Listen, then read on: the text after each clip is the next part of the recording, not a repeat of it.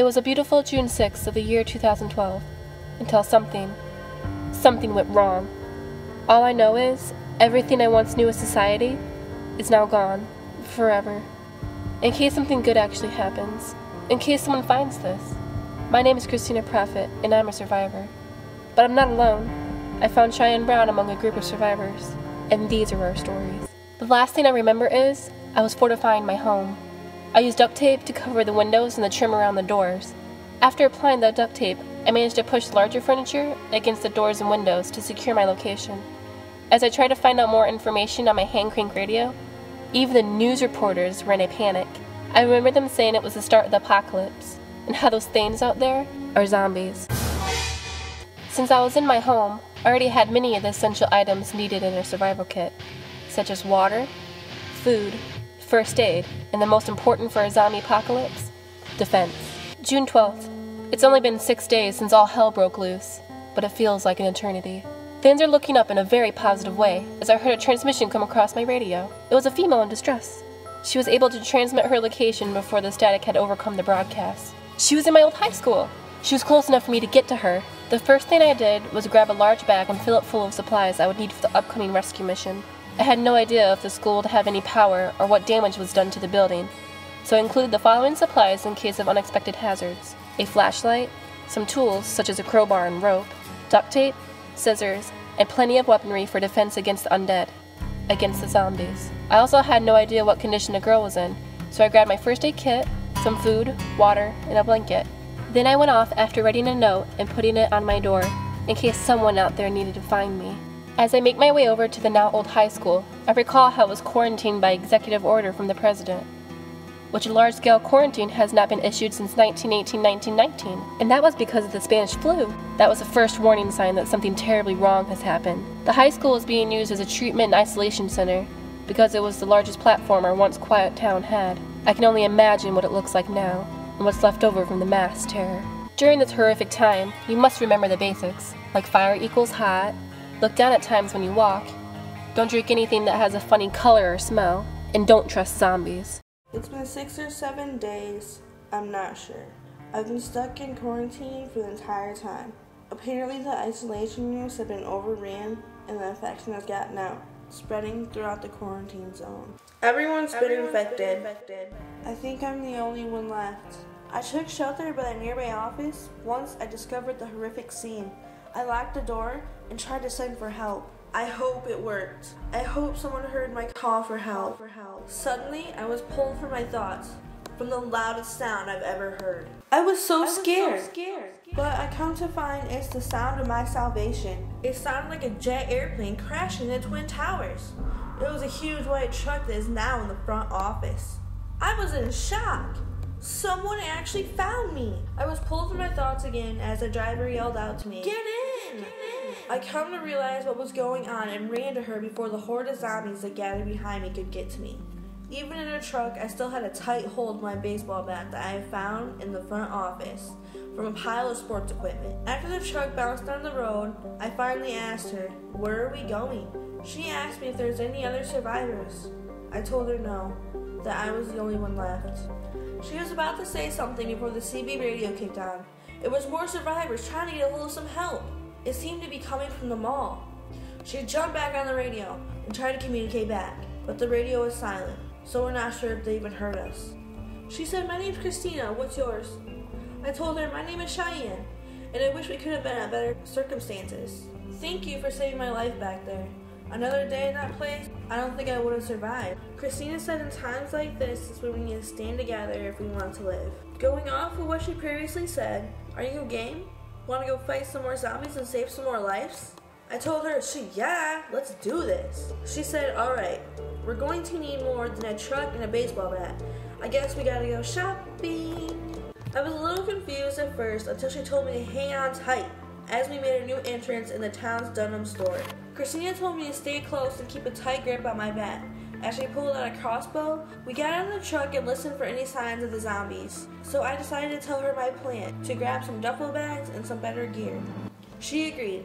We headed towards the sports supplies. I grabbed a dozen bags as she kept watch. Christina took lead as we quickly made our way towards the gun racks. Christina looked at me and told me to go for it. As she pointed glass-covered guns, I used my bat and shattered the glass. It made quite the mess. We loaded up with everything we possibly needed and searched the store for anything of use. We threw everything in the back of the truck and left for Christina's house. The day was June 13th, and the other survivors were found in the mall as we came across a Radio Shack. Two voices were coming from the store, and everyone stopped, eager to listen. We looked inside and saw it looked like a CB radio. Approaching the radio, I picked up the mouthpiece when a garbled transmission came through.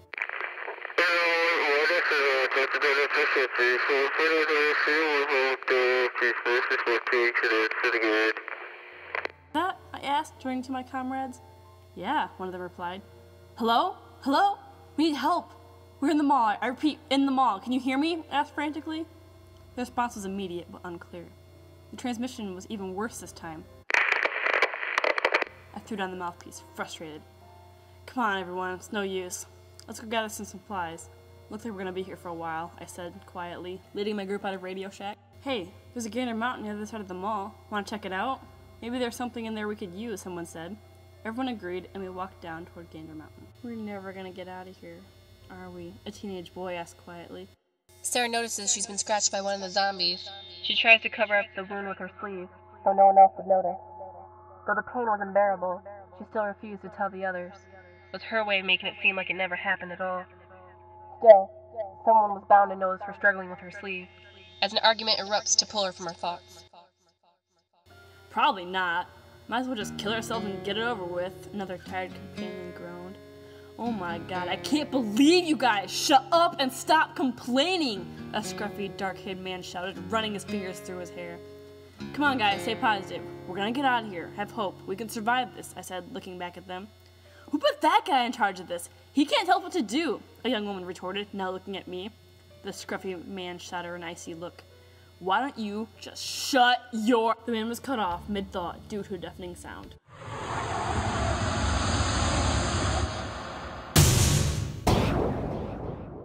In the blink of an eye, two girls made their new entrance through one of the walls in Gander Mountain. I'll never forget the look on their faces. Thank God you found us! I exclaimed. Sorry to crash the party, but I thought you guys could use a hand. What's the situation? The girl behind the wheel said with a grin. After explaining the situation, we made a plan to leave the mall. Together, we made our way to the top of the building. While standing on top of the mall, we were exposed to a horrific scene. The lifelessness of the once busy city was enough to instill a new sense of fear into all of us. Remember to keep cool and collected, otherwise we'll get nowhere. June 13th. We spent the night organizing and going through our fresh supplies. Cheyenne announced we needed to make a plan. She started out by saying we needed to create a checklist. A checklist of what could happen. 1. We could get split up. What would we do? We would need a meeting place. The truck. Always check there first. And if we were in the mall and get split up, we would meet up at Gander Mountain. 2. A friend versus foe situation. One of us is bitten. What would we do? A. Comfort the wounded victim. B. Euthanize. 3. Injury. What would we do? A. Find the supplies according to the wound. And B. Stabilize the wound to the best of our knowledge. The next thing Cheyenne said was for me to point everyone duties, so everyone knows who's doing what. I said I was defense, you're a medic. The next thing we did was arm ourselves and my truck for the upcoming mission. The truck was done, the supplies checked, and guns in hand, so we headed off to the mall to meet our new friends. We all peered over the edge of the tall stadium building, attempting to put our escape plan into action. The sounds of the undead echoing in our ears was rather unsettling. Sarah fell to her knees and clenched her arm in pain and let out a scream. Sarah's screams forced our attention to the rear. The pain from the infection was spreading rapidly, faster than she thought it would. She knew the end was near. She was unable to gain mobility of her arm. Her world suddenly turned black. Somehow, we were surrounded. How did this happen? We were on the roof. What did we do wrong? We have our supplies. We have a plan. We did our best to keep each other calm. What happened? I looked to Cheyenne for answers, but she was gone. I turned around as I felt a cold hand grasp my arm. To my surprise, it was Sarah, but not as I knew her. She was a zombie. I could feel the zombies closing in on me. I panicked. I couldn't breathe. I tried to scream, but nothing would come out. Everything was out of focus, fuzzy. I could see the red numbers on a digital clock. It read 10:30 a.m. What? What happened? I don't understand. There was a curtain-covered window nearby, so I pulled the string, and the bright light illuminating from the sun was blinding. I looked at the calendar on the wall. It read June 6th. Wait, this is my house. I was dreaming? Suddenly I hear my friend Cheyenne come through my door. I ran over to her and hugged her, and told her we needed to make a plan. We needed to go buy some emergency supplies, and make a kit, and talk about emergency situations such as quarantine and isolation, and how to maintain a healthy state of mind. We needed to be ready for the zombies. If you're a zombie apocalypse prepared, you're prepared for any emergency situation.